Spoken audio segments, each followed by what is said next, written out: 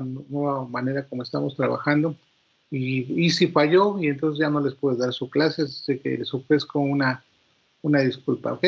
Pues vamos a iniciar el día de hoy, ya somos la mitad del grupo, entonces, más o menos, así es de que vamos a iniciar con esta clase es muy interesante porque tiene que ver, pues básicamente con todo, pues con todos los sistemas de corte que nosotros vamos a estar trabajando, en cualquier sistema de fabricación.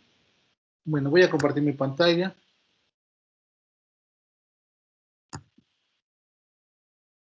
Un minutito nada más.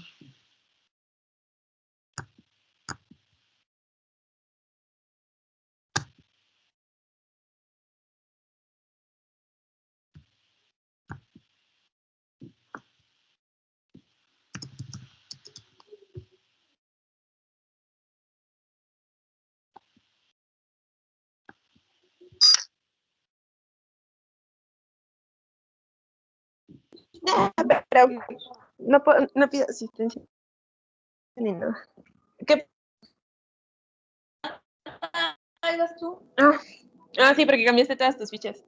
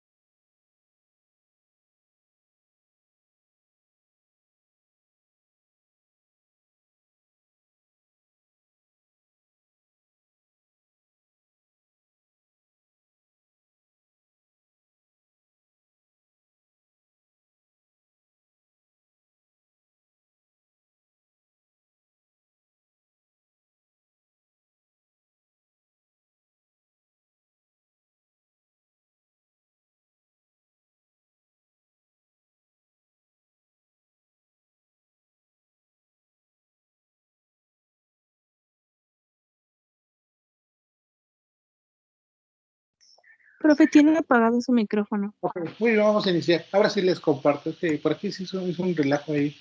Le apreté a no sé dónde y ya estaba en otra, en otra cosa. A ver, un minutito.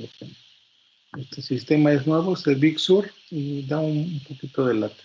Parece que ya estamos bien. Bueno, vamos a iniciar ahora sí. Ya están grabando, ¿ah? Sí, profe. Muy bien. Pues vamos a empezar primero nuestra clase.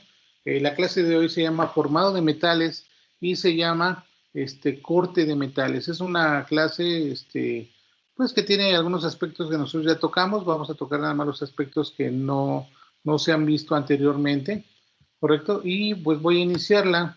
Le voy a quitar esto, quitar intervalos para que no aparezca yo por ahí hablando yo conmigo mismo. Así es de que pues vamos a iniciar.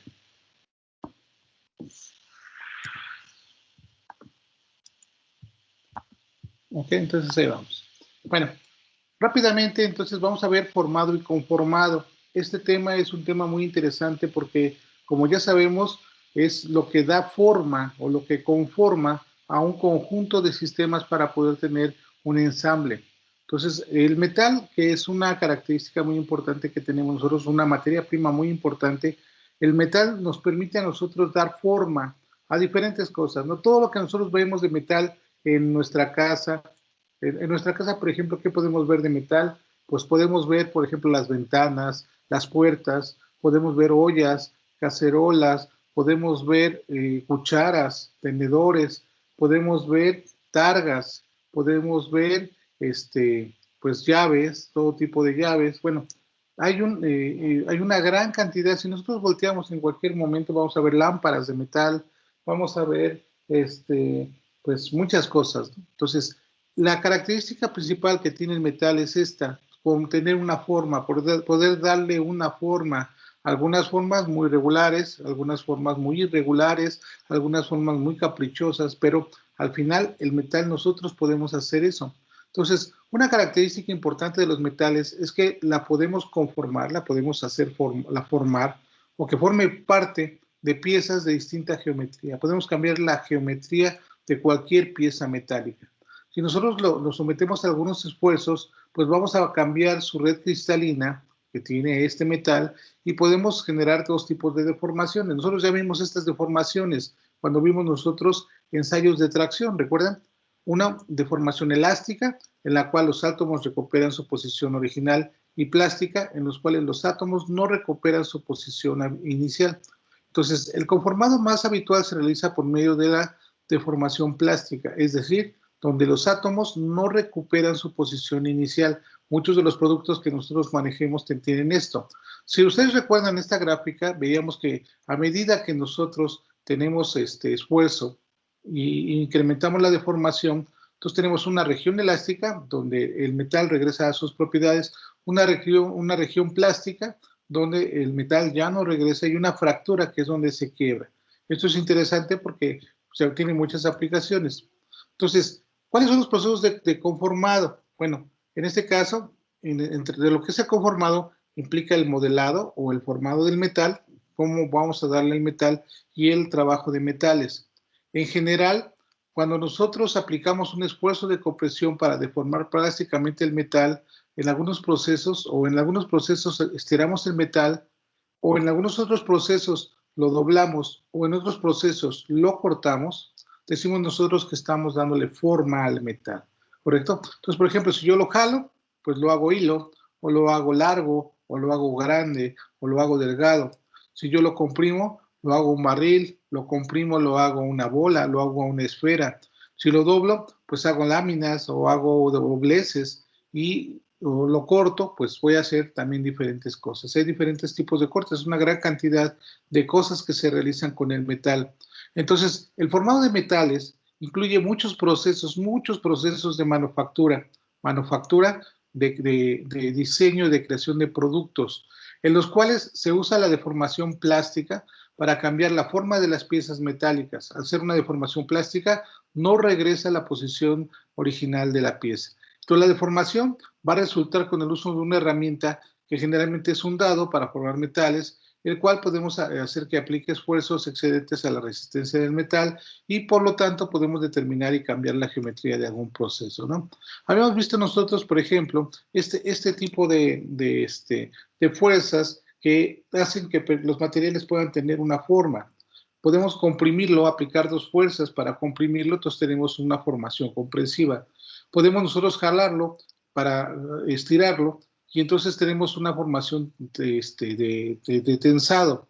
También podemos combinar ambos procesos y esa combinación me genera precisamente una combinación entre la carga comprensiva y la tensión. Y también podemos nosotros enroscarlo, que es lo que llamamos forming by blending, forming by blending, y en este caso lo hace una deformación permanente y genera una rosca. O bien podemos nosotros hacer que un cuerpo sólido, en este caso, se deforme para que tenga una forma determinada, o lo podemos hacer que adopte una forma determinada, y eso sería un forming for shearing. Pero bueno, y para eso, pues ya habíamos visto que se ocupaban prensas para poderlos aplastar, habíamos visto que hay diferentes tipos de cortadoras, aunque no hemos visto bien cuáles cortadoras, habíamos visto que hay diferentes tipos de dobladoras, ¿no? Para que se puedan doblar el metal, algunas son manuales, como la que vemos en la parte de arriba, algunas otras son ya automáticas, semiautomáticas o con sistemas computarizados tipo CNC, que más adelante vamos a ver uno. Entonces, en este caso, para formar exitosamente o para darle forma exitosamente a un metal, debe de tener ciertas propiedades. Las propiedades convenientes para el formado son baja resistencia a la fluencia y alta ductibilidad, ¿no? Esas propiedades se afectan por la temperatura, ya la habíamos visto, y si incrementamos la resistencia, vamos a reducir la fluencia, y cuando se aumenta la temperatura de trabajo, también sucede esto. El efecto de temperatura en los metales dará a una clasificación, pues generará una taxonomía, una clasificación, es decir, podemos trabajar en frío, podemos trabajar en tibio, o sea, trabajo en caliente por debajo de la temperatura de recristalización, que ya vimos nosotros en los procesos de fundición de la clase anterior, y trabajo en caliente, que es arriba de la temperatura de cristalización. En este caso, nosotros ya vimos cómo se hace el trabajo en caliente, a través de lo que es la forja, lo que es la colada y los diferentes tipos de hornos. Y recuerden que la recristalización es la formación de granos de deformación directamente sobre el metal. La velocidad de formación y la fricción son factores adicionales que afectan el desempeño del formado de materiales. Cuando el metal se deforma en frío, aumenta su resistencia debido al endurecimiento por deformación, pero si el metal se deforma a una temperatura suficientemente elevada por arriba del punto de cristalización, pues no va a haber endurecimiento, al contrario, y entonces vamos a generar granos libres de deformación, y esta temperatura generalmente a la que empieza a ocurrir esto es al 50% de la temperatura de fusión del metal, llamándose temperatura de recristalización, y que requiere básicamente una hora para la formación de nuevos granos. Eso lo vamos a ir viendo. Acá tenemos diferentes tipos de conformados, o sea, todo esto me permite darle forma a un metal. Podemos forjarlo, ya vimos qué es la forja, podemos laminarlo, también ya vimos la manera de, ya podemos perfilarlo, estirarlo, podemos hacer una extrusión, podemos embutirlo, podemos doblarlo y podemos cortarlo. En esta primera parte de este primer parcial, estos son los procedimientos que ustedes deben de conocer precisamente como parte de estos sistemas de fabricación interesantes que podemos ocupar. Obviamente, para cada elemento y cada operación, nuestro sistema que vamos a manejar de fabricación es diferente. Entonces, vamos a trabajar eso. Cuando trabajamos en caliente, pues ya vimos que vamos a utilizar las propiedades de flujo plástico del metal para deformarlo y producir la forma que nosotros queremos hacer. El material lo vamos a comprimir o lo vamos a estirar hasta que adquiera la forma deseada. En este proceso vamos a aprovechar, en este caso, bueno, ya lo pusimos, y el trabajo en material pues va a generar un engote mecánico, metálico, que tiene un uso reducido hasta que empezamos a trabajarlo nosotros en diferentes cosas. Si el lingote se admite en frío, es más difícil de convertir, sin embargo, bueno, vamos a ver más adelante diferentes procesos. Bueno, el laminado en acero de formas intermedias genera lupias, tochos y planchas, como ya lo vimos en un proceso anterior, y el procesado de lupias, tochos y planchas generan láminas, generan barras, formas estructurales u hojalata, ¿no? Entonces, generalmente hay una normativa en relación a cuánto mide cada cosa. Una lupia tiene un tamaño mínimo de 150 por 150 milímetros. El tocho es más pequeño que una lupia y puede tener cualquier sección de 40 milímetros hasta el tamaño de una lupia. Las planchas pueden laminarse ya sea de un lingote o de una lupia y generar una sección transversal rectangular con un ancho de 250 milímetros y un espesor mínimo de 40 milímetros. En este caso, el ancho siempre será 3 o más veces el espesor y en este caso puede llegar hasta 1500 milímetros. Bueno, de aparte de las planchas, podemos generar tubos, flejes y vamos a poder generar incluso hasta hilos, que es como generalmente se maneja. Esta parte me parece que ya la habíamos visto, no recuerdo si esta tabla la vimos, pero tenemos nosotros nuestros lingotes. De los lingotes podemos generar, y ya vimos cómo se fabrican los lingotes a través de fusión. Podemos generar palanquillas, que sería lo siguiente, desbastes planos, llantones y flejes anchos, que son las diferentes clasificaciones de materia prima después de que se generan los lingotes. Entonces, bueno, esto de meter en caliente ya lo vimos.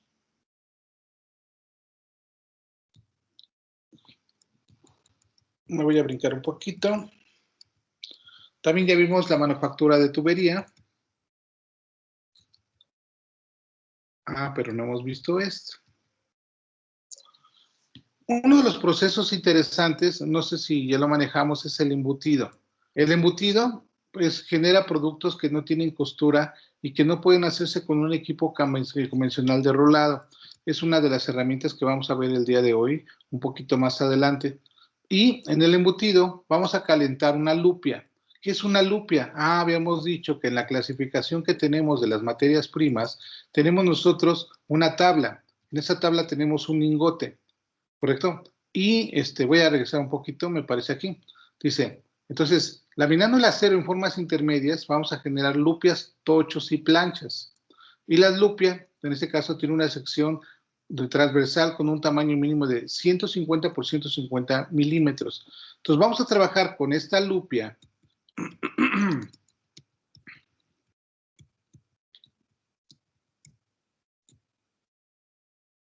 La vamos a calentar a una temperatura de forja y con un punzón de penetración, o sea, vamos a aplicarle fuerza.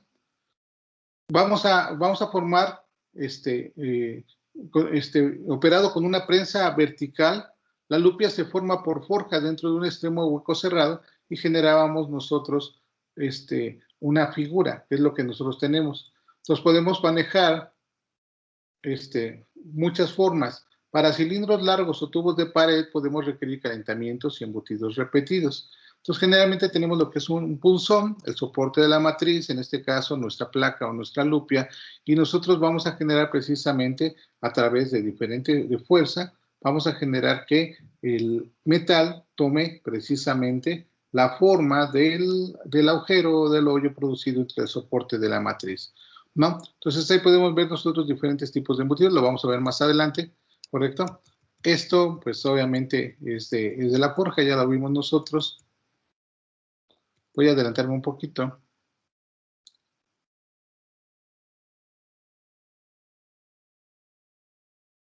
Ok.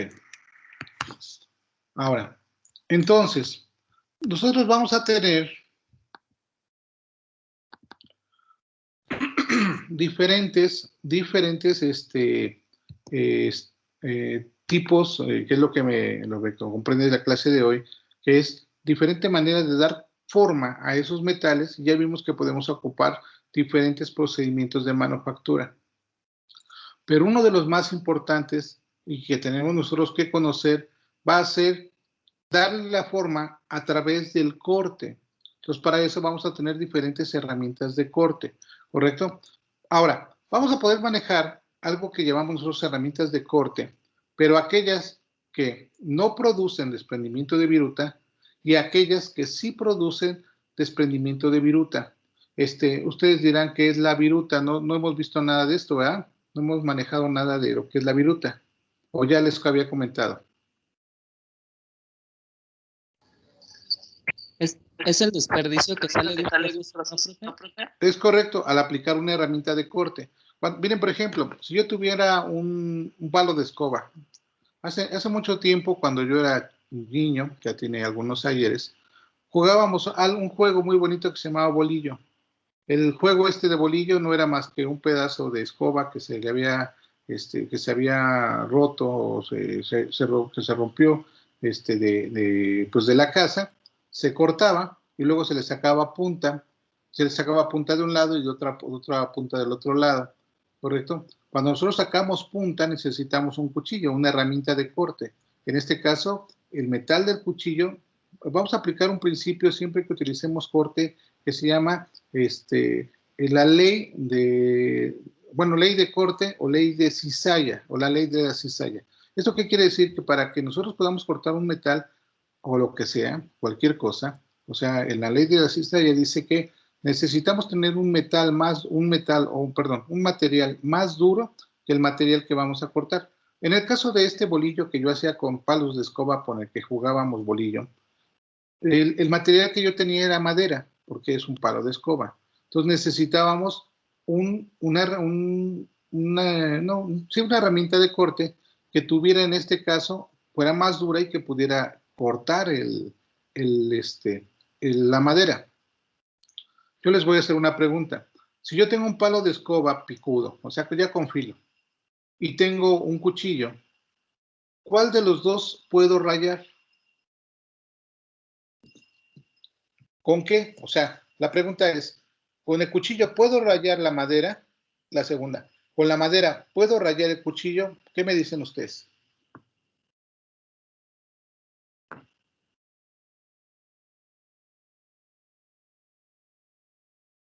Que podemos rayar la madera con el cuchillo. ¿Por qué?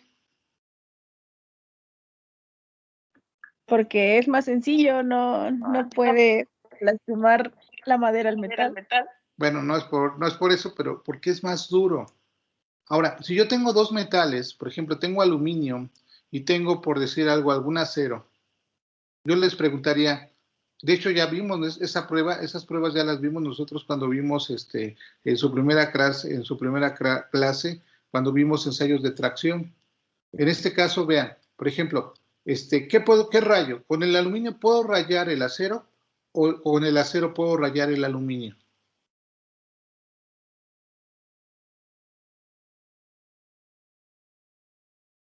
Con el acero podemos rayar. El aluminio. ¿Por qué? Porque el acero es más duro. Entonces, pongan atención ahí, miren, en la regla de la cizalla, o en las reglas de corte, o la ley de corte, porque es una ley, siempre que yo necesite hacer un corte, necesito un material más duro para poder hacer el corte. ¿Correcto? Incluso por ahí veíamos que pues el único que necesita el mismo es el diamante. O sea, para hacer un corte con algo de diamante necesitamos otro diamante. Pero la mayor parte, por eso teníamos nosotros una escala, no sé si ustedes recuerdan las escalas de rayado, donde empezábamos. ¿Alguien recuerda cómo se llamaban esas escalas?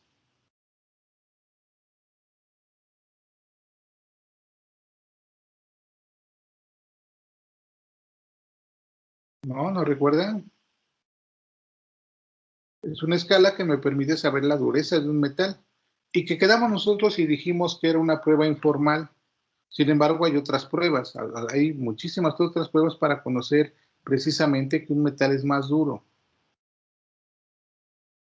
¿Recuerdan ustedes la prueba? Bueno, tienen que consultarla, es muy importante, puede ser una pregunta de examen eso, ¿eh? Bueno, vamos a continuar. Entonces, vamos a tener herramientas que no producen viruta. O sea, por ejemplo, en las herramientas tradicionales, por ejemplo, cuando ocupamos nosotros un sacapuntas, tenemos una herramienta que tiene una cuchilla en cierto ángulo. Yo meto la madera y lo que hago yo es que giro ese lápiz, ¿no? Todos sabemos sacar punta a un lápiz. Entonces, lo que yo hago es de que con el corte o con la cuchilla en cierto ángulo, voy a hacer que se desprenda material de madera y voy a generar ese material de madera, es una viruta. No todos los procesos de corte en metales producen viruta, pero muchos de los procesos sí lo hacen y muchos procesos son muy tecnológicos que no desprenden viruta. Entonces en esta clase, que es una clase un poquito más sencilla, más corta, vamos a ver nosotros cuáles son aquellas herramientas más tecnológicas que no producen desprendimiento de viruta, no desprenden material. O sea, ¿cómo puede ser que corten pero que no dejen material de desecho? Bueno, vamos a verlo.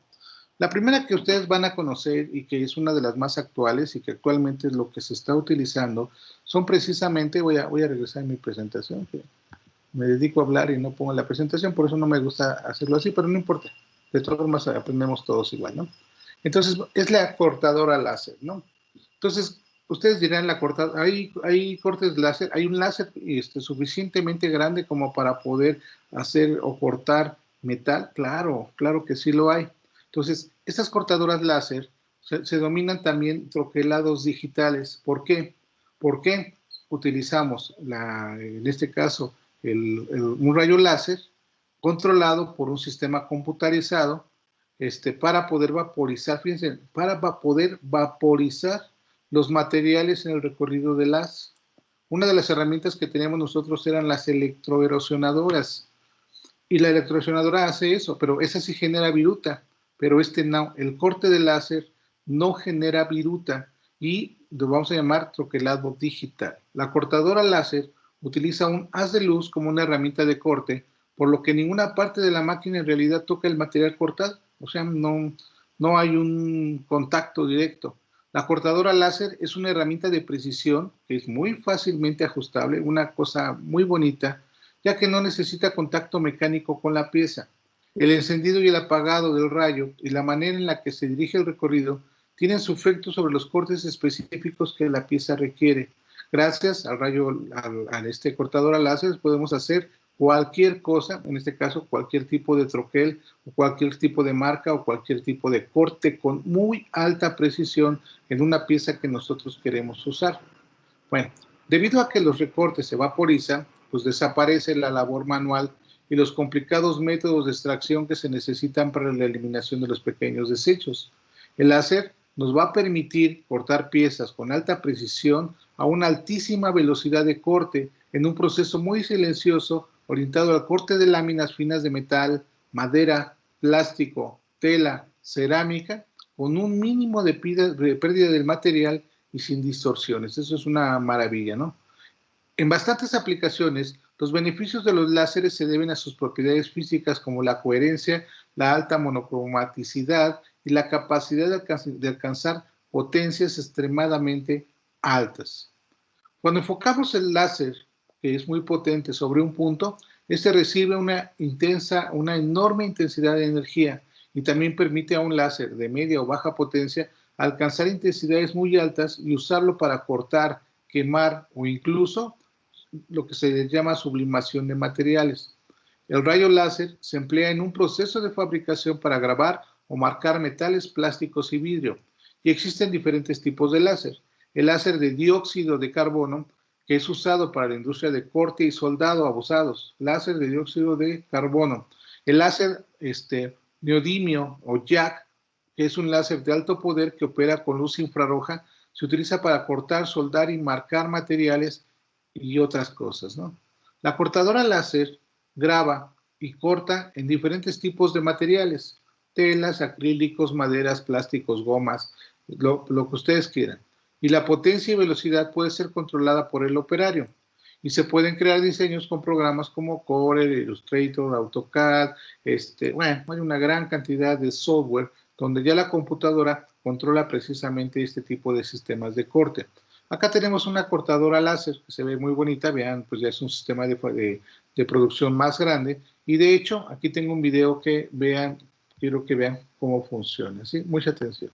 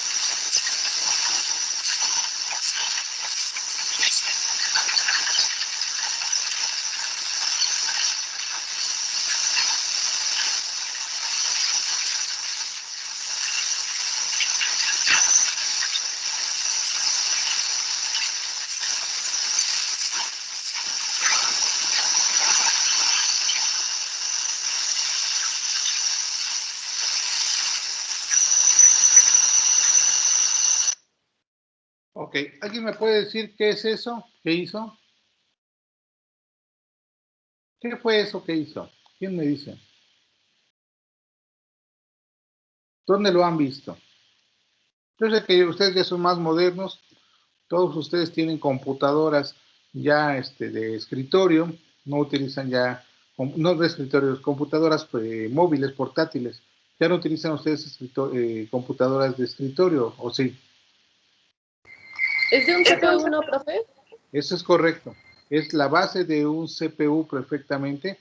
En este caso, si ustedes se fijan, es la parte trasera donde va los puertos de entrada y todo lo demás, todo, y ya llevan su nombre, y aparte la salida para los ventiladores. Efectivamente es para un CPU. ¿Cuántos se imaginan? O sea, vean la velocidad con que hizo esto. Es un trabajo bastante rápido. Esa lámina que está ahí, que puede ser la base de un CPU no sé, puede ser una computadora de escritorio. Lo único que necesitaría sería pasarse al doblado, ¿estamos de acuerdo? Al doblado, a las características que se requieran, y pues a lo mejor ya tenemos la parte delantera y trasera de una computadora, y nos faltan algunas otras cosas, ¿no? Necesitamos también un proceso de soldado o alguna cosa de soldadura, no sé. Pero bueno, hasta ahorita vean ustedes lo rápido que hace este tipo de trabajo, aunque nada más fuera la parte trasera de la computadora, pues obviamente el tipo de figura que está realizando, pues lo va a estar realizando continuamente. Eso lo hace una cortadora láser. Y esto es muy importante que nosotros conozcamos porque es parte de las herramientas que se manejan como herramientas de corte. Bueno, pero si ustedes pensaban que eso era lo más avanzado, todavía existe una más avanzada, que es a través de algo que se llama plasma. ¿Alguien me puede decir qué es el plasma? Ah, ¿verdad? ¿Qué es el plasma? ¿Quién me dice?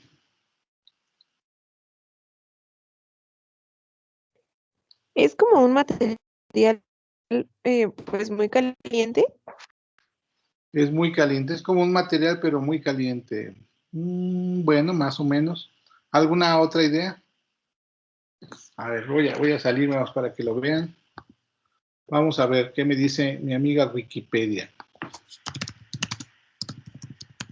No es una fuente confiable, pero bueno, rápidamente. Estado de la materia. Ay, caray, pues ¿cuántos estados de la materia hay? ¿Quién me dice cuáles son los estados de la materia?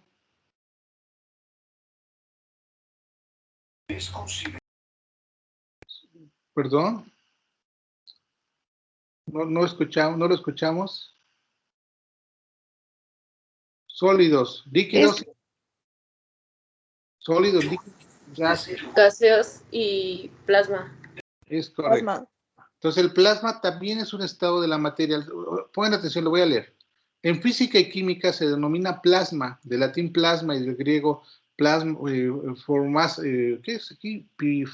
Bueno, formación, al cuarto estado de agregación de la materia, o sea, es un cuarto estado.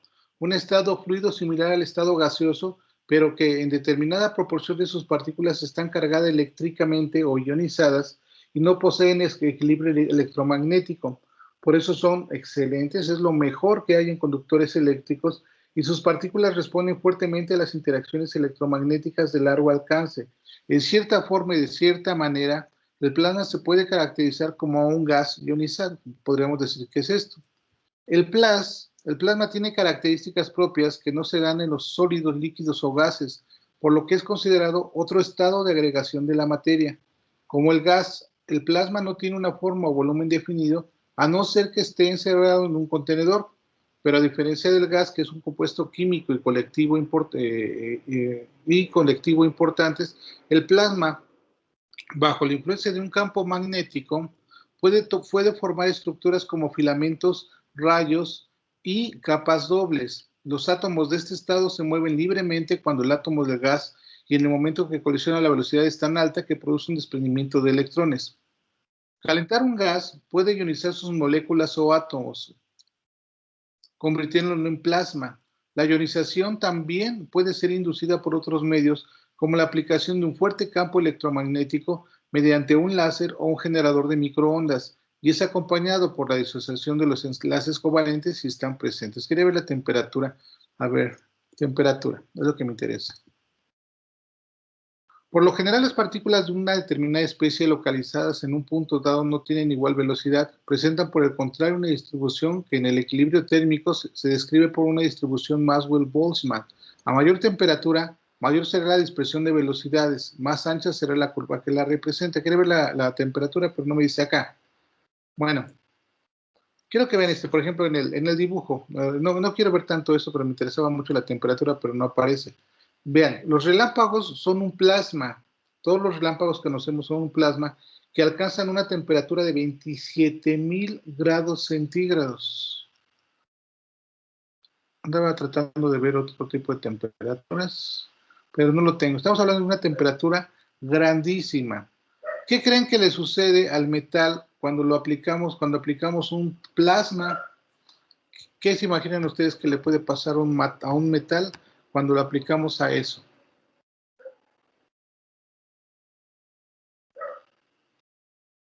¿Qué pasa cuando le aplicamos calor al agua?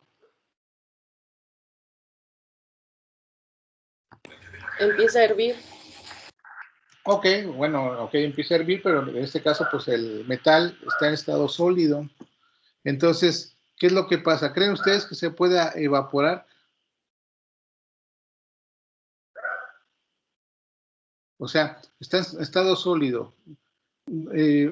¿Podemos pasarlo a gas, a ese metal? Claro que sí, pues hay que hacerlo sólido.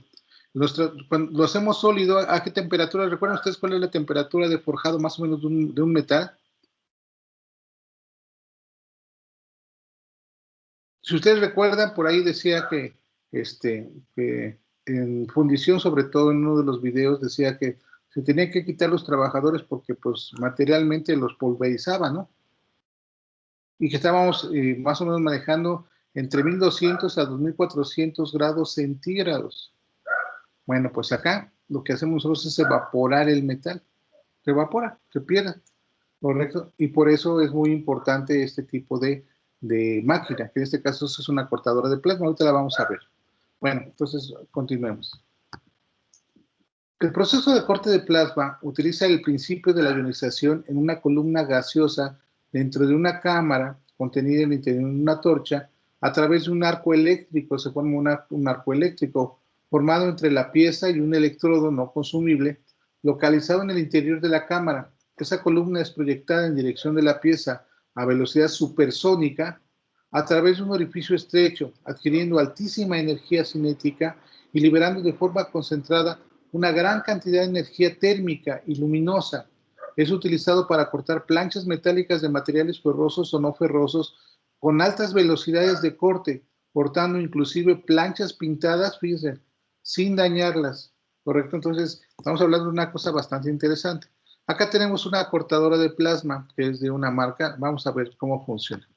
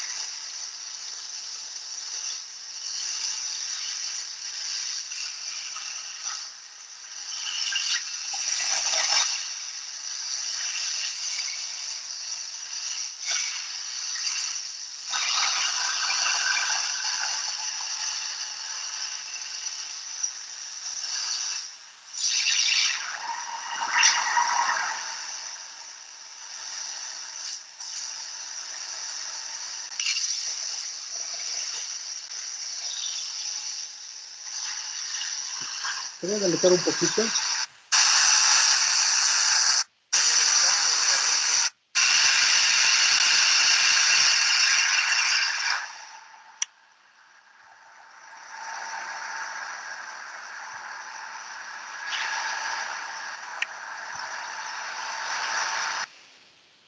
Bueno, como vieron, pues toda la placa hizo sus cortes que tenía que hacer.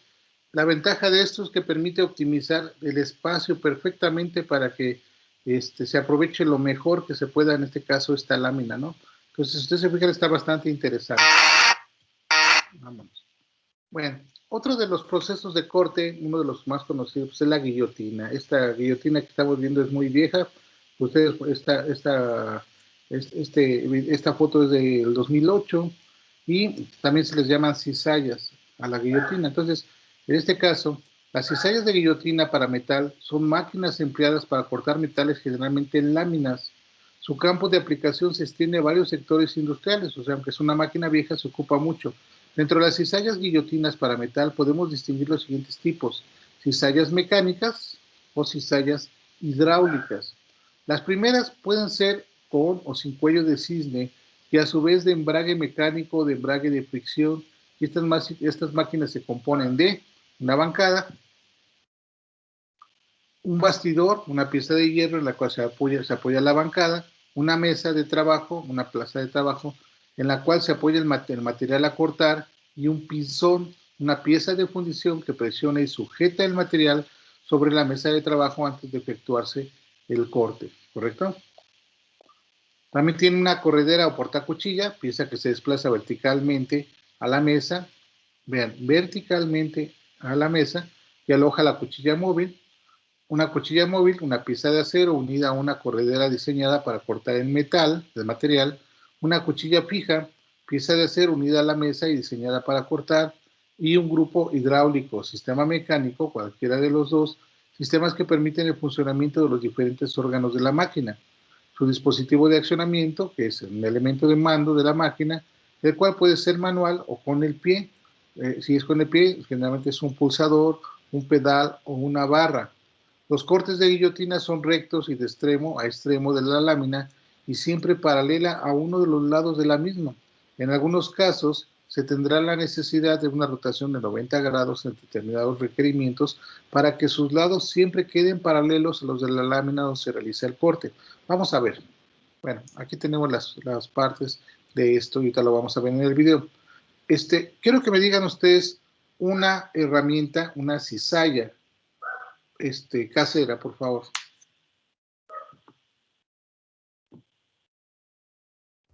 Un cuchillo. Un cuchillo, bueno, un cuchillo es una herramienta de corte, pero no es una cizalla. ¿Por qué? ¿Por qué no es una cizalla?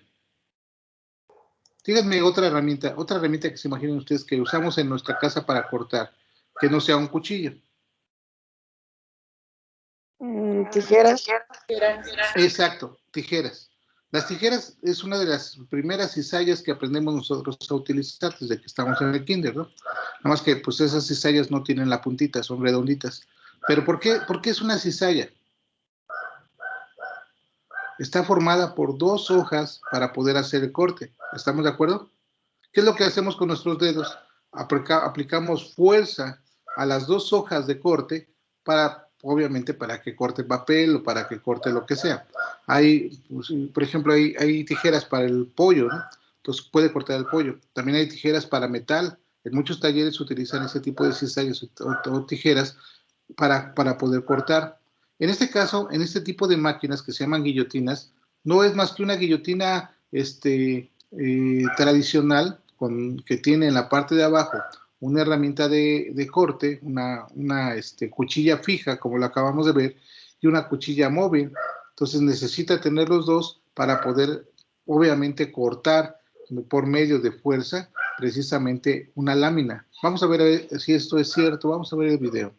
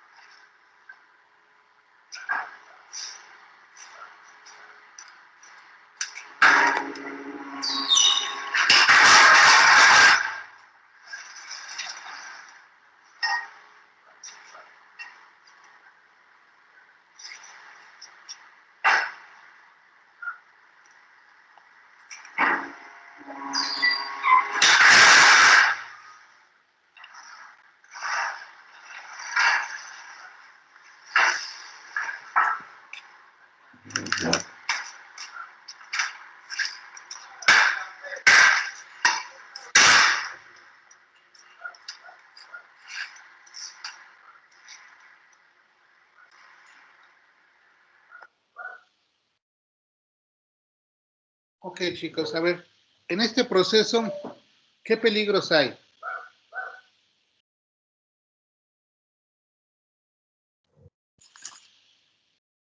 Que algo se pueda cortar o que brinque un tipo de rebaba.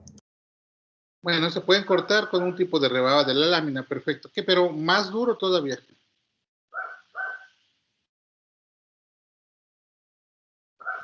Que metan la mano. Claro, y que se corte en la mano un dedo, ¿correcto? Estos sistemas deben, aunque tienen guardas, a través del tiempo, cuando ustedes conozcan las diferentes plantas, se van a dar cuenta que en el transcurso del tiempo se van perdiendo las guardas, o los operadores las echan, las tiran porque les estorban y piensan que no los hacen productivos. Entonces, ustedes deben tener mucho cuidado precisamente de la seguridad de este tipo de zonas y este tipo de procesos. ¿Qué pasa? Esta máquina está accionada por un pinzón o por un pedal. Quiere decir que están sujetando, sus manos están sujetando el metal que se va a cortar, ¿estamos de acuerdo? Y uno de ellos presiona la barra que está en la parte de abajo de esta máquina para que baje precisamente la guillotina. Ok. Sin embargo, por ejemplo, ahorita en este caso, bueno, ¿qué pasaría si esta palanca falla con el tiempo? Se desajusta. A veces repite. Y si repite y está la mano de alguien ahí, jalando un pedazo de metal, imagínense ustedes, le corta una mano, le corta un dedo. Generalmente hay muchos accidentes de cortes de dedos en este tipo de máquina. Son máquinas viejas que se ocupan en todo. O sea, generalmente en muchos lugares se ocupa este tipo de cosas. Entonces hay que tener mucho cuidado con el uso, el manejo y la seguridad referente a este tipo de cizallas. ¿Correcto? Bueno, vamos a continuar. Otro de las máquinas que, aunque no corta precisamente, pero que trabaja con láminas metálicas, es la dobladora. El doblado es una deformación del metal alrededor de un eje recto, ¿correcto? Durante esta operación de doblado, el metal dentro del plano neutral se comprime, mientras que el metal por afuera del plano se estira. Esto con el fin de pues, poderle darle esa forma. En el doblado, el metal se deforma plásticamente, así que el doblez toma una forma permanente. O sea, una vez que doblamos nosotros algo, ya queda así. Al remover los esfuerzos que lo causaron, el doblado, al remover los esfuerzos que lo causaron, queda en una sola forma, la forma que ya quedó. El doblado produce poco o ningún cambio en el espesor de la lámina de la lámina metálica, ¿no? Ahí tenemos ahí diferentes dobladoras, ¿ok? Y en este caso la dobladora de rodillo, ahorita vamos a ver una dobladora, esta es una dobladora normal, tradicionales, ¿ok?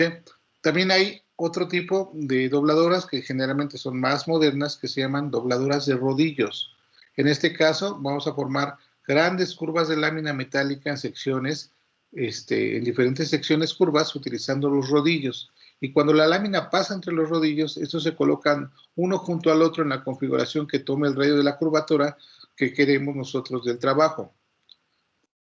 Por ejemplo, en esta dobladora de rodillos vemos nosotros cómo los diferentes rodillos le dan la forma, dependiendo de cómo nosotros ingresemos al metal, pues para que le dé una forma curva, genere una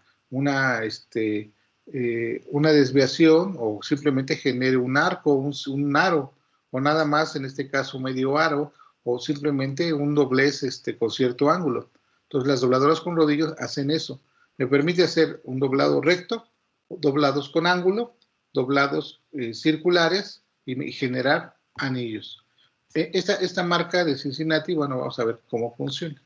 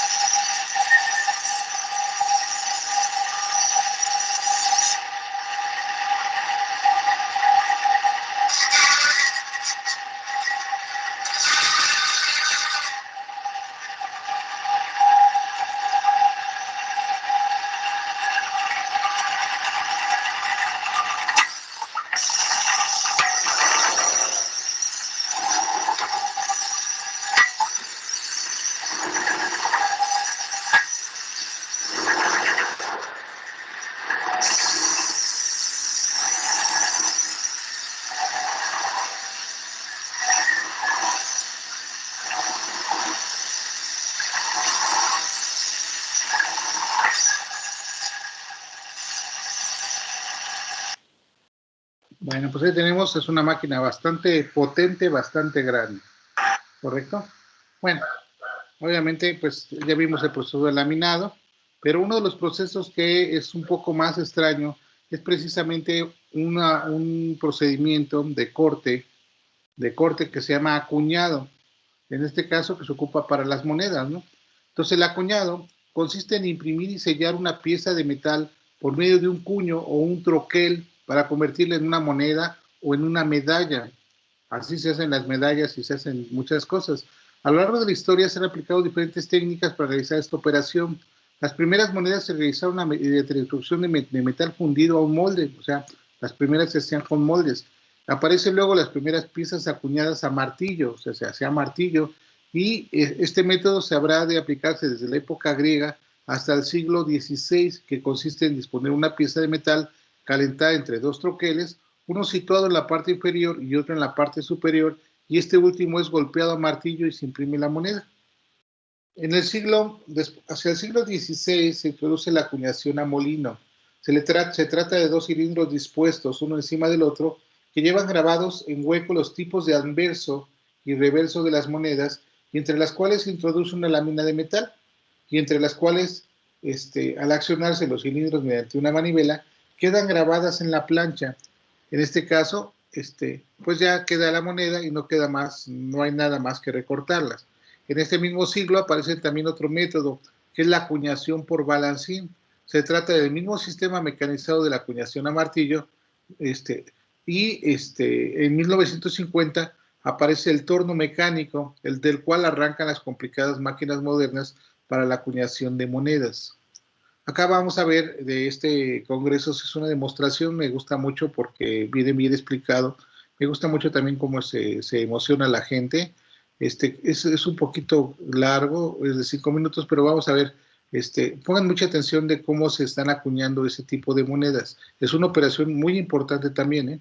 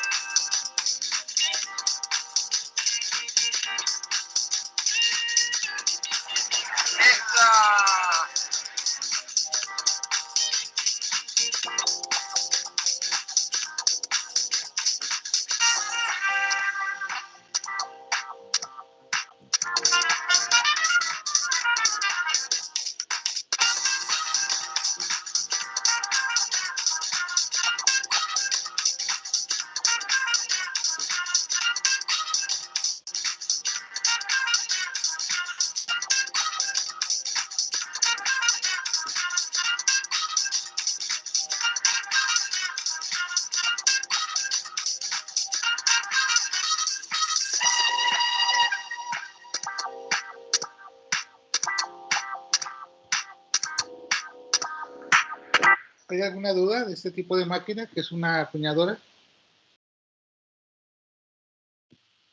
Los que estamos muy contentos, vamos a continuar con nuestra clase, pero se fijan, es bastante sencillo, ¿no? Pero es en este caso una máquina también de corte. Ahora veamos el embutido. El embutido habíamos platicado nosotros hace ratito. Y vamos a ver, Profe, sí, a sus órdenes. en el proceso pasado, entonces lo que se utiliza es la presión. En muchos de los procesos de corte, sí. Recuerden ustedes que el metal, bueno, pues, también en este que vamos a ver ahorita, utilizamos pues muchísima fuerza precisamente para poder vencer las características de la moneda, ¿no? En este caso, como ya tiene, es como un sello.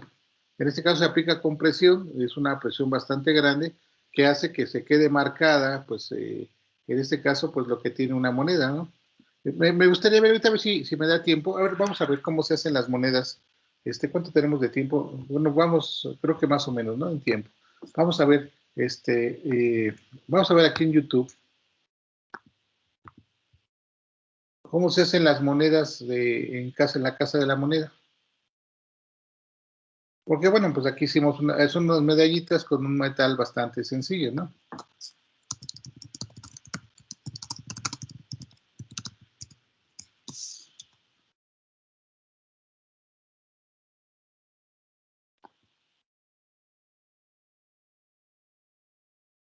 Parallels Desktop, la elección número 1 de los usuarios de Mac para ejecutar Windows en Mac. Las aplicaciones de Windows principales de monedas. Las monedas de curso legal que usamos como dinero. Pero vamos a ponerla de México. Porque está muy interesante el proceso.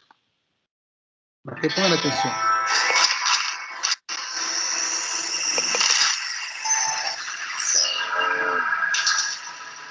La Casa de Moneda de México fue fundada en 1535 y desde entonces, con el trabajo y dedicación de los artistas y técnicos que le han dado tradición y prestigio, ha sido protagonista y memoria del desarrollo de la economía, las artes y la cultura que nos dan identidad como mexicanos. Su planta de San Luis Potosí fue inaugurada en 1983 para apoyar la producción que entonces se realizaba en las legendarias instalaciones de Apartado y en Legaria, las cuales fueron cerradas años después, por lo que desde 1999 es en San Luis donde se produce la totalidad de las monedas que pasan por nuestros bolsillos. Y, sin duda, las más bellas medallas conmemorativas acuñadas en nuestro país. Hoy, esta planta cuenta con máquinas y equipos dotados de la más moderna tecnología a nivel mundial para la realización de los diferentes y delicados procesos que implica la producción numismática. Todos ellos se pueden dividir en dos grandes líneas de producción. La de metales industriales, que produce las monedas llamadas de cuño corriente, y la de metales finos, en la que destaca la fabricación de monedas y medallas conmemorativas en acabados especiales.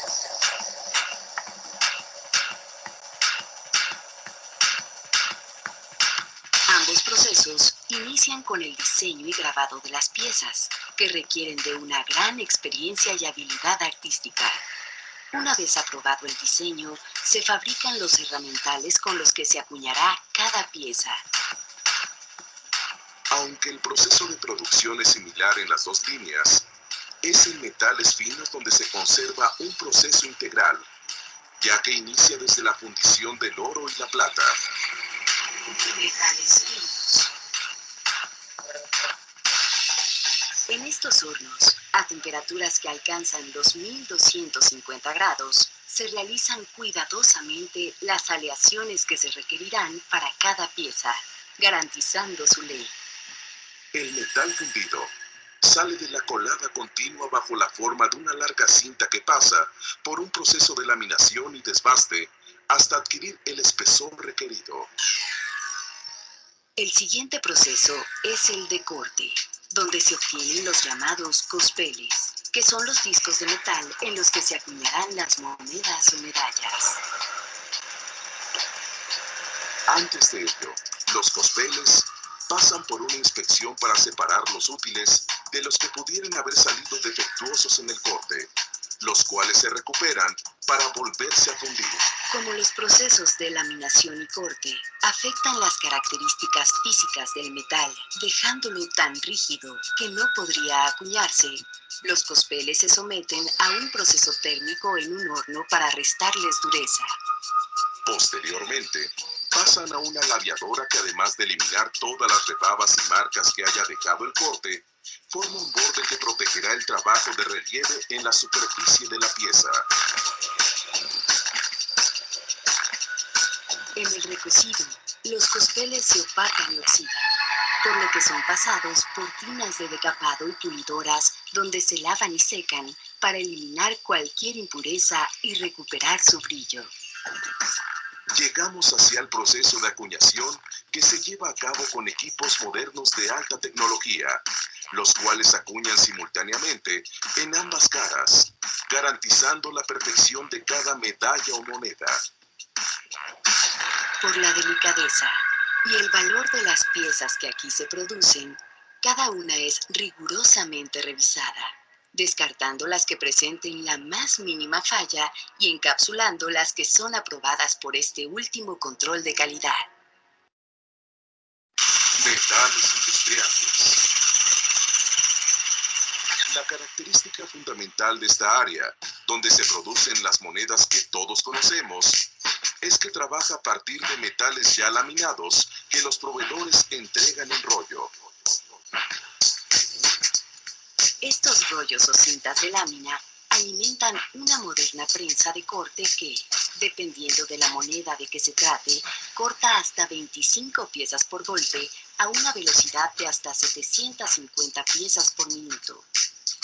Por lo demás, el proceso es muy similar al que se sigue en metales finos, distinguiéndose por los grandes volúmenes de producción que aquí se manejan.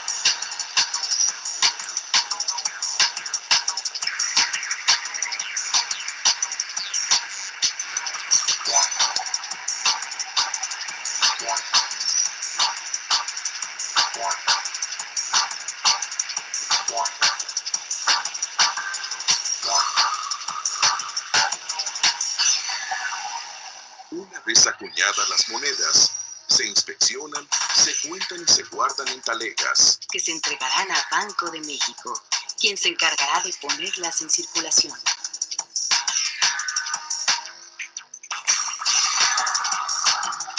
Cada paso en la fabricación de monedas y medallas conlleva un estricto control de calidad, garantía y confirmación de la excelente labor que distingue a los trabajadores de Casa de Moneda de México.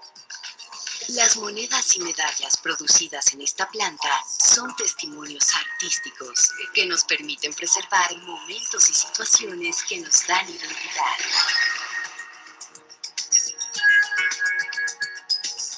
Así, en Casa de Moneda de México, acuñamos memoria desde 1535.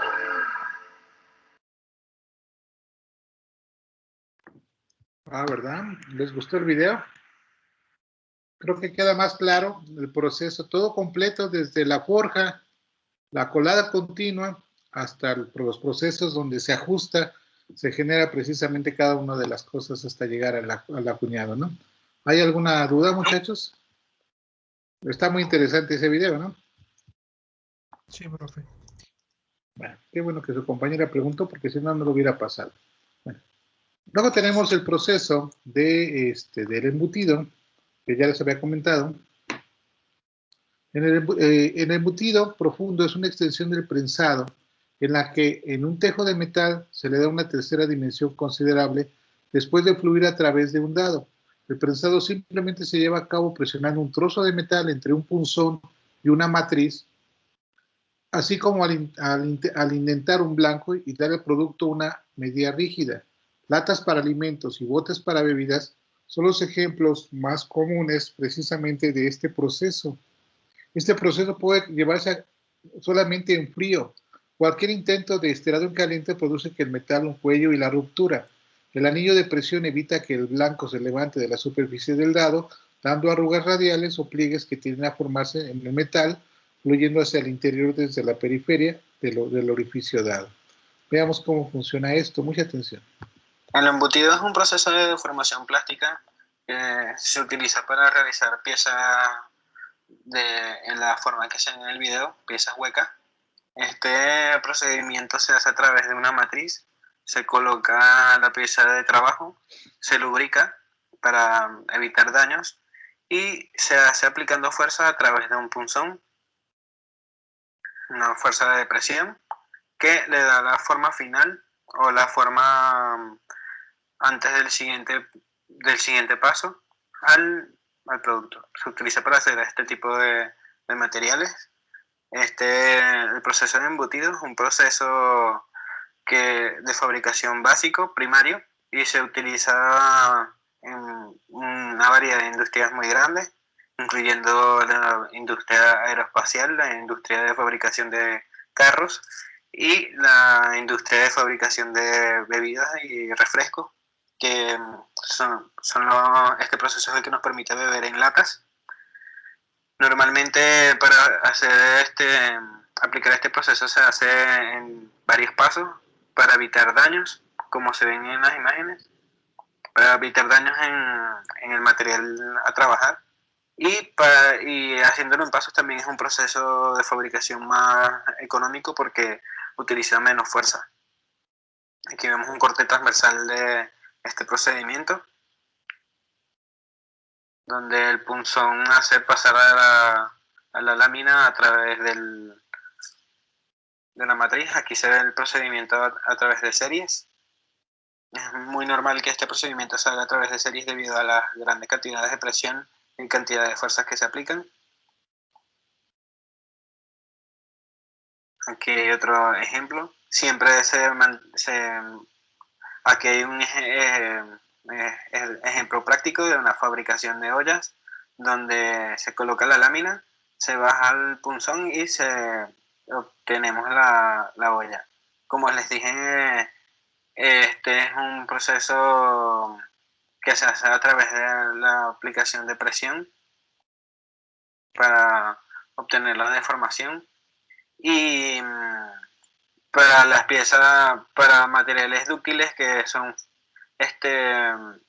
que se pueden romper, se hacen en varios pasos, así como se ve en esta imagen, para las botellas las latas de refresco.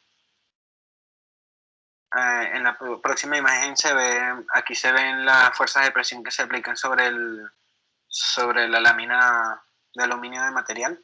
Este procedimiento se tiene que realizar con cuidado, teniendo en cuenta la ductilidad del material, la lubricación y las fuerzas que se aplican y las veces que se hacen para prevenir este tipo de daños que se ven en esta imagen.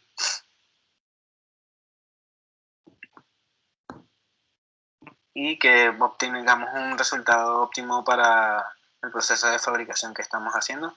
Aquí tenemos otro ejemplo práctico que es para la fabricación de platos de metal como los del comedor. Aquí se ve que se coloca la lámina de metal sobre la matriz. Se coloca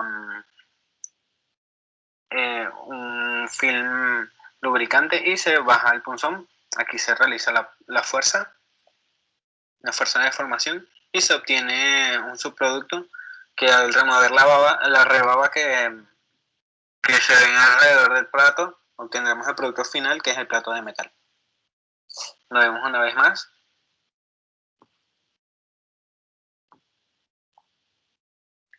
Se coloca la lámina de metal, el film, y luego se baja. Y ahora luego se baja el punzón aplicando la fuerza de deformación sobre la lámina. y obtenemos el producto final. Esto es todo, muchas gracias. Hasta luego. Muy bien. El embutido es un... ¿Alguna duda hasta ahí? Estos procesos que vimos nosotros son herramientas de corte que no producen viruta, ¿correcto? Pero ahora vamos a ver los que sí producen viruta, que son un poquito más industriales y que tienen otro tipo de aplicaciones. Vamos a continuar. Bueno,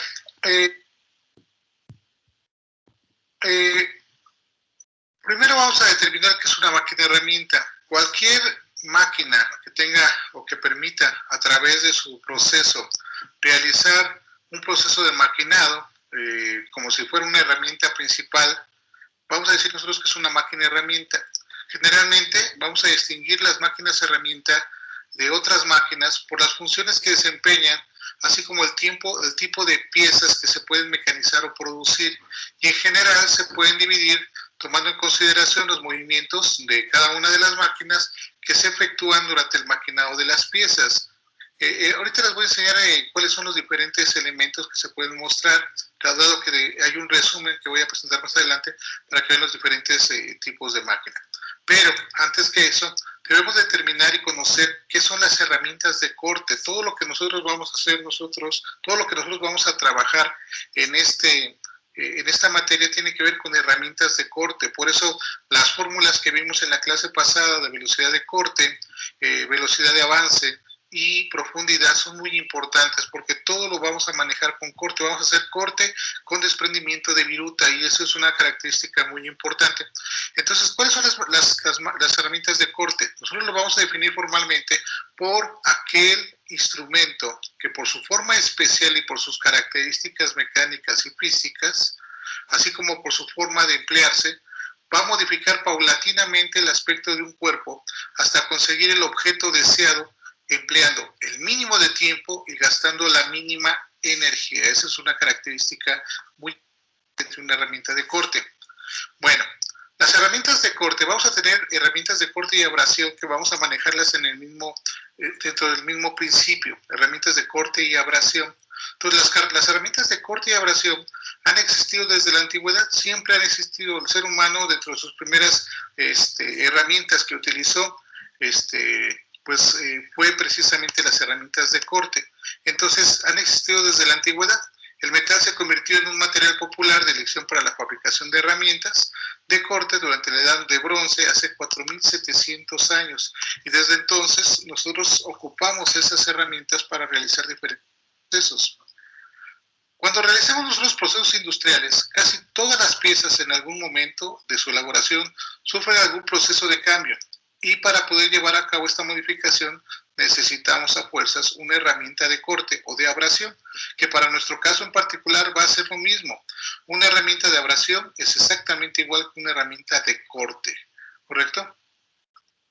Este tipo de herramientas, las dos en sí, son capaces de transformar distintos materiales mediante la aplicación de una serie de fuerzas. A este proceso de transformación, el material trabajado adquiere una forma diferente y generalmente se produce un desperdicio que nosotros vamos a llamar viruta. Eso es muy importante.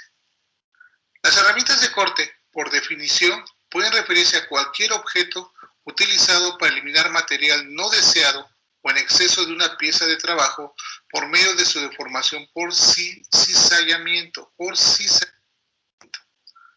Las herramientas de corte se han utilizado en los talleres de mecanizado de metal desde antes del siglo XIX. Al día de hoy, los fabricantes siguen evolucionando esos mecanismos para que sean lo más eficientes en la industria, y lo que comenzó como una herramienta que eran tediosas y extenuantes de usar, ahora son instrumentos de alta tecnología que se pueden encontrar en diferentes lugares, en talleres mecánicos, en talleres industriales, en plantas de procesamiento y, en fin, en la fabricación de muchísimas. Las herramientas de corte entran en contacto con la materia prima, en este caso con el material, y cortan y eliminan restos y virutas del material y ayudan con esto a crear la pieza final. para que una herramienta de corte funcione correctamente, debe de ser capaz de soportar el calor que se genera durante el proceso de corte y debido a la fricción y ser más dura en comparación con el material que se corta. Entonces esto es muy importante. Siempre la herramienta de corte debe ser más dura que el material que se corta. Si la herramienta de corte se raya con el material, o sea, se barca con el material, entonces la herramienta de corte no sirve para este material. Es una prueba que se hace rápidamente. Si la herramienta de corte no se raya al raspar el material en ella, quiere decir que es muchísimo más dura y que nos va a servir. Ese es un principio básico. La herramienta debe de ser más dura siempre que el material que se va a procesar o que se va a cortar, cualquiera. Las herramientas de corte se pueden clasificar como herramientas de corte de punto único o de muchos puntos, o sea, un solo corte o multicorte, que es la otra palabra. Las herramientas de corte de un solo punto o de un solo corte son como aquellas como las tijeras. Se utilizan en operaciones de torneado, conformado, operaciones similares, mientras que las que se utilizan o que tienen muchos cortes se incluyen en herramientas como el fresado, el taladrado o el rectificado. Vamos a ir conociéndolas a medida que nosotros vamos avanzando en nuestro curso. Dado que existen herramientas de corte diferentes que se adaptan a diversos tipos de corte, las herramientas deben de tener una geometría específica y de esta manera van a ofrecer ángulos de espacio libre para evitar que toda la herramienta de corte entre en contacto con el material que se va a cortar, pero solo el filo haciendo contacto. Bien. Uno de los principales factores de diferenciación entre esta clase de herramientas es el material con el que está elaborada la herramienta de corte. El material elegido para una herramienta de corte en particular depende del material a mecanizar, el tipo de mecanizado, la cantidad y la calidad de la. Así pues, en función del material utilizado, las herramientas de corte se van a clasificar en herramientas de acero al carbono. Son herramientas de corte de metales de bajo costo utilizadas para la operación de mecanizado de baja velocidad. El acero de carbono es un material que posee una buena maquinabilidad, sin embargo pierde su dureza rápidamente a una temperatura de 250 grados centígrados. Por lo tanto, no se puede utilizar en mecanizados de altas temperaturas. Las herramientas de acero de carbono se utilizan en brocas, en herramientas de fresado, en herramientas de tornado, en procesos, herramientas de conformado, y aquellas que se utilizan para cortar materiales blandos como el latón, el aluminio, el magnesio, cierto tipo de aceros, una gran cantidad. Las herramientas de acero de alta velocidad, en este tipo de acero con alto contenido de carbono y con una cantidad muy significativa de elementos de lesión como tuxteno, mobileno o cromo. Este tipo de herramientas, con estas se mejora la templabilidad, la dureza y la resistencia al desgaste de la herramienta de corte. Son mejores herramientas, pero también da una mayor tasa de eliminación de metal.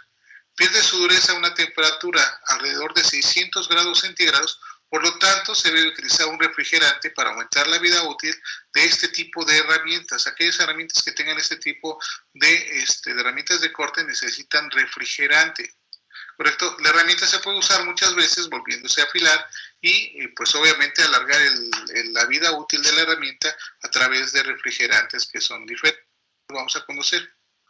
Se utilizan herramientas de alta velocidad en taladros, en fresas, en herramientas de un solo punto, en brocas. También vamos a tener herramientas de carburo cementado y cement. Las herramientas de corte de carburo cementado son extremadamente duras, pueden soportar operaciones de corte a muy alta velocidad y la herramienta de carburo no pierde su dureza hasta los 1000 grados centígrados.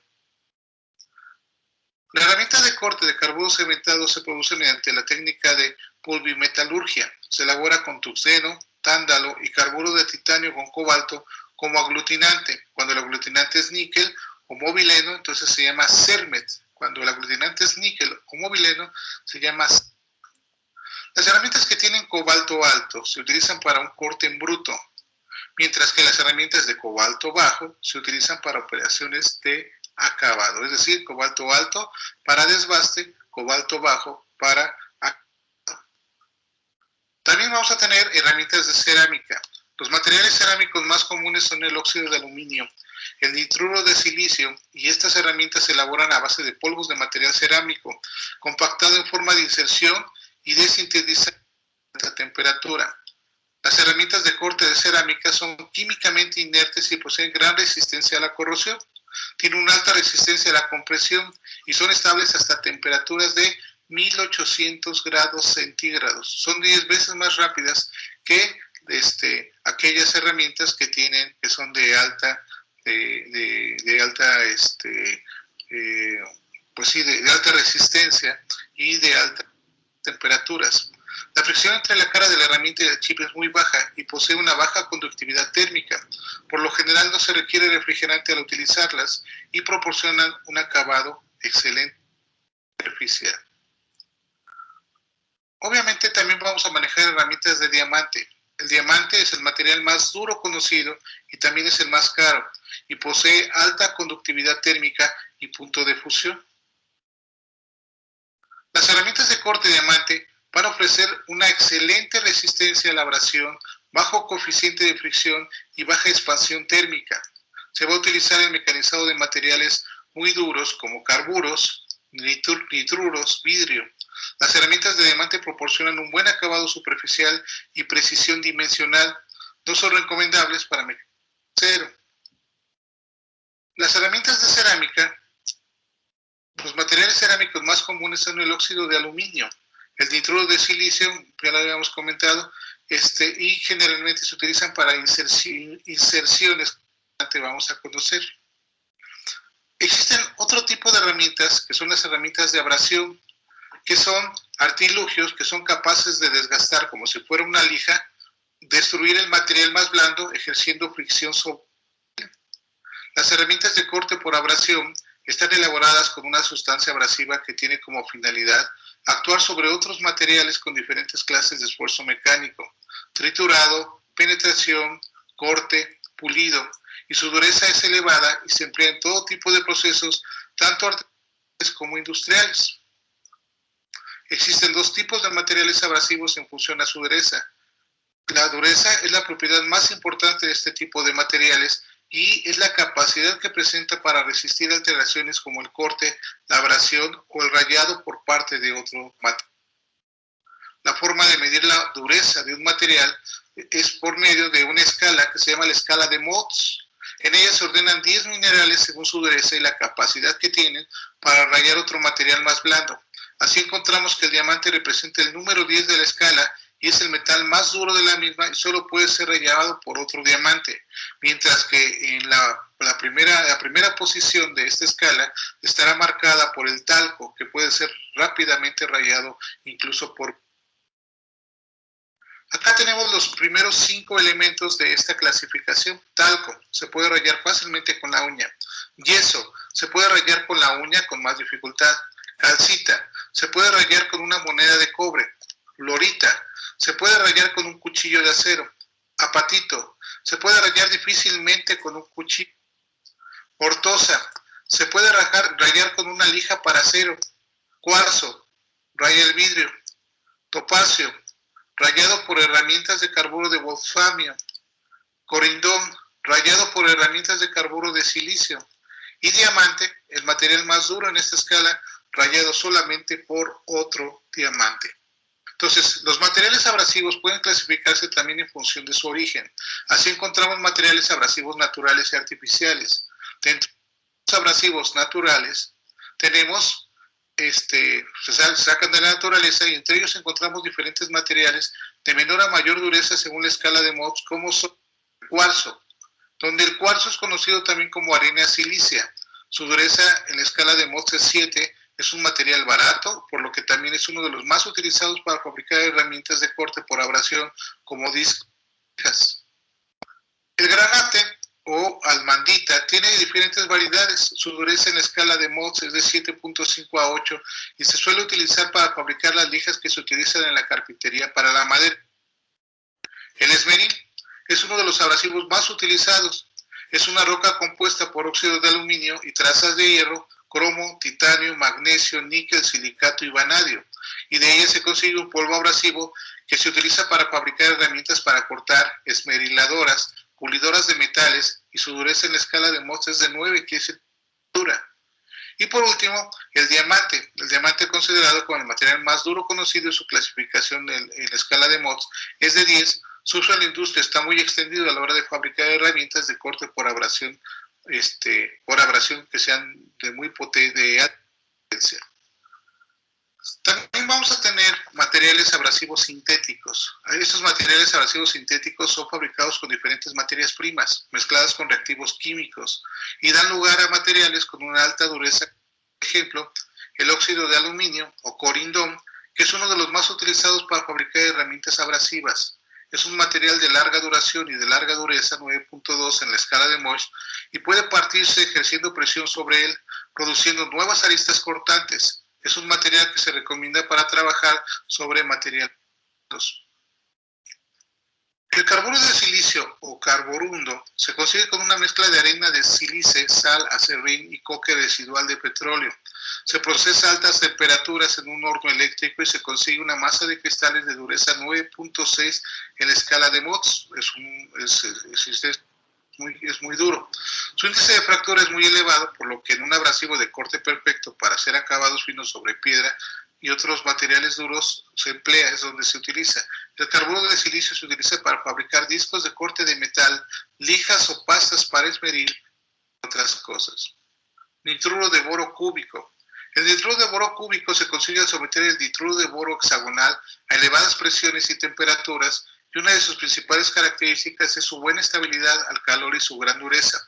Cuando se utiliza para trabajar el hierro, este material abrasivo no produce químicas, y se utiliza para fabricar herramientas de corte por abrasión empleadas para mecanizar aceros fundidos. Por último, tenemos el diamante sintético. El diamante sintético puede tener el mismo nivel de dureza que el diamante natural. Sin embargo, este material abrasivo no puede utilizarse en trabajos con aleaciones ferrosas a altas velocidades, ya que el carbono que contiene es soluble en altas temperaturas. En este video que tengo aquí preparado vamos a ver un resumen precisamente de lo que les acabo de comentar.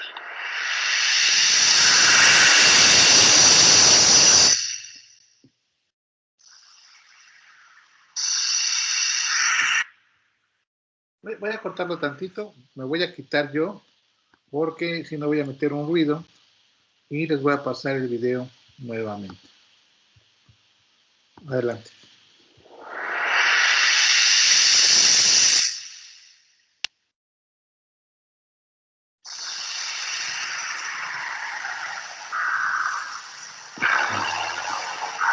Este video es de unos alumnos que tengo acá en Aragón.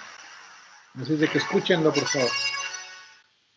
Las herramientas de corte son aquellos instrumentos que presentan una parte cortante, que es utilizada para modificar la forma de un determinado cuerpo, gastando el mínimo de energía.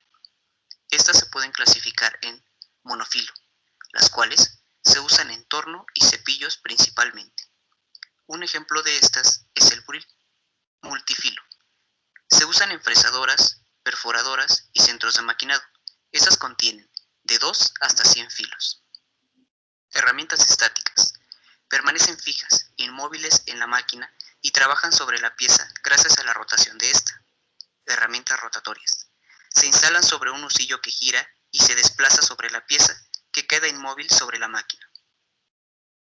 La geometría de la herramienta de corte tiene una gran influencia en el mecanizado, incidiendo en factores como desgaste y vida útil de la herramienta, potencia de mecanizado, calidad superficial y geométrica, entre otros. Así, se tiene desde simples cuñas hasta complejas geometrías de herramientas de corte. Los ángulos principales que tiene una herramienta de corte son ángulo de ataque o desprendimiento. Es el que tiene mayor influencia.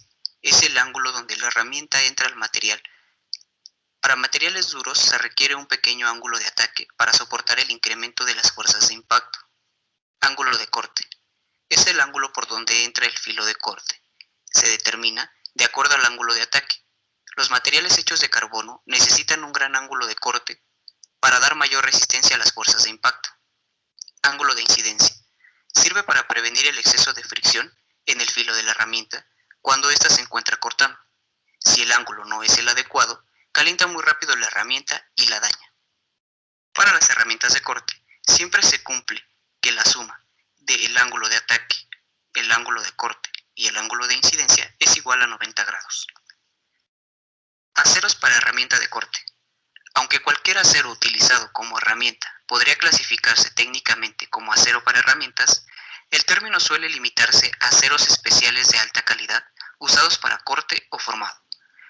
Cuando la principal función del acero para herramientas es cortar, este debe tener alta dureza, así como buena resistencia al calor y al desgaste, siendo los aceros del grupo de alta velocidad adoptada por la AC, American Iron and Steel Institute, los cuales satisfacen estos requisitos. Los aceros base tuxteno y base molibdeno proporcionan propiedades óptimas como resistencia al desgaste, al calor y óptima dureza, siendo el medio de temple de estos principalmente en aceite, aire o sal. Diamante. Este es el más duro de todos los materiales para herramienta y se usa sobre todo cuando se requieren superficies de muy alta calidad y tolerancias finas. Dado que los requisitos que debe cumplir una herramienta de corte muchas veces es imposible conseguirlos en un solo material, o este resulta muy costoso, la solución a estos inconvenientes se encuentra empleando recubrimientos o usando insertos de carbono, los cuales son muy eficientes y reducen el costo de la herramienta. Algunos recubrimientos son por deposición física fase de vapor y se componen de nitruro de titanio, el cual tiene propiedades de aplicación general y color dorado. Carbonitruro de titanio es más duro que el anterior y aporta resistencia al desgaste. Estos insertos son sujetos por medio de soldadura o tornillo al útil de la herramienta, siendo más común atornillarlas, y son muy usadas en fresadoras y centros de maquinado. Desgaste de herramientas. Para saber las limitaciones y alcance del filo de nuestra herramienta, es importante conocer los desgastes a los que ésta está sometida. Desgaste abrasivo. Es el desgaste en el ángulo de incidencia. Es el más deseable. Este se da por abrasión causada por la dureza del material de la pieza de trabajo. Desgaste químico.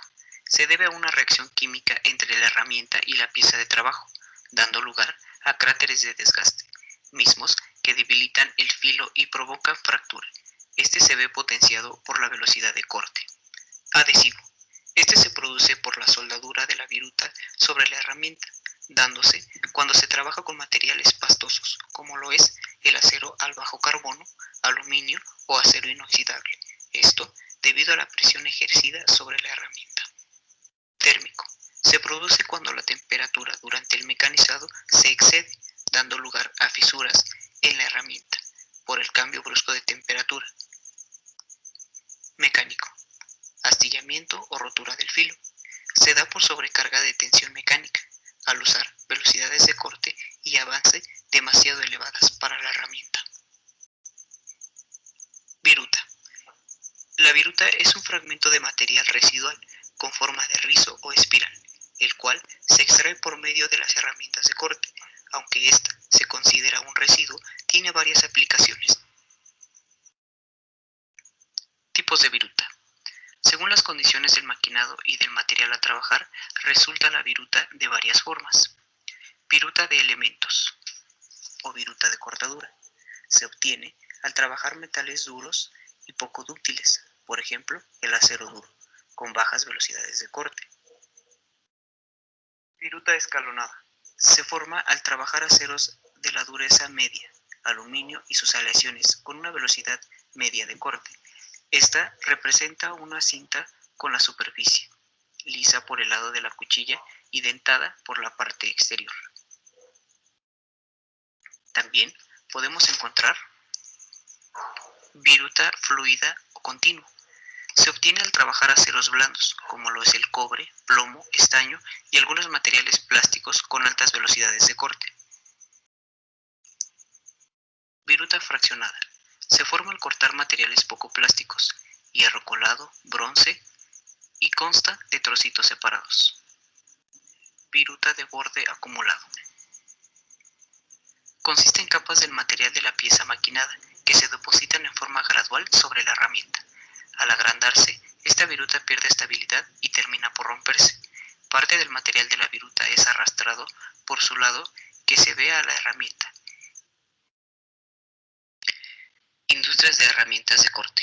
En la actualidad, existen muchas compañías que se dedican al diseño, fabricación y distribución de herramientas de corte, utilizadas en torno, fresadora, cepillos, taladradoras o centros de maquinado, siendo algunas de ellas Ultratool, con herramientas de acero sólido, cortadores, brocas, sierras, limas giratorias, entre otras.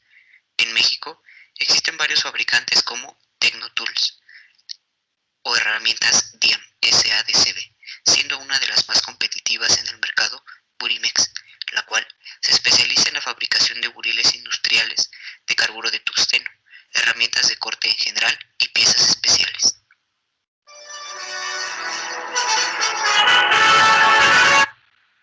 Muy bien, chicos, pues con esto vamos a terminar nuestra clase del día de hoy. Vamos a ver rápidamente, si no se me durmieron.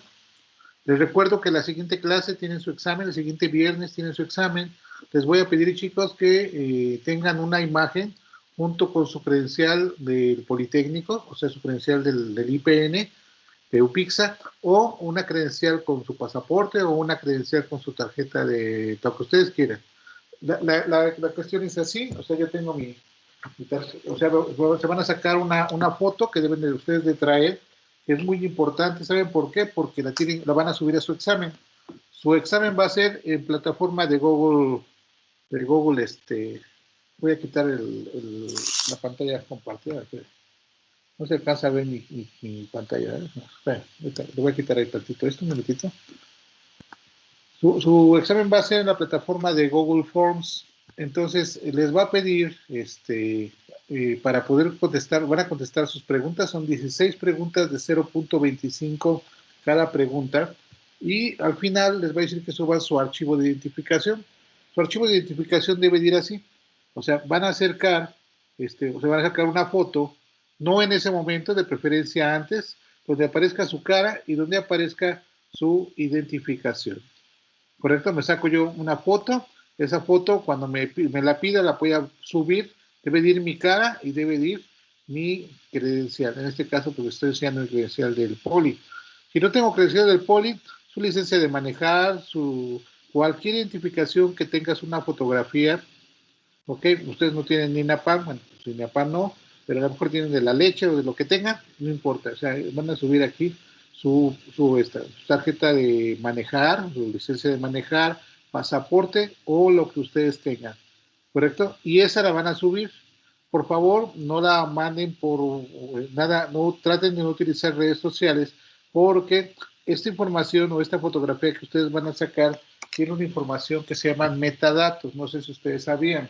Esos metadatos me van a decir cuándo la tomaron, también me va a decir en dónde la tomaron, y me va a indicar que es una imagen original que está mandando precisamente la persona que está haciendo el examen. Si ustedes en su examen no tienen esta fotografía, su examen no cuenta. Entonces es importante que ustedes la saquen antes.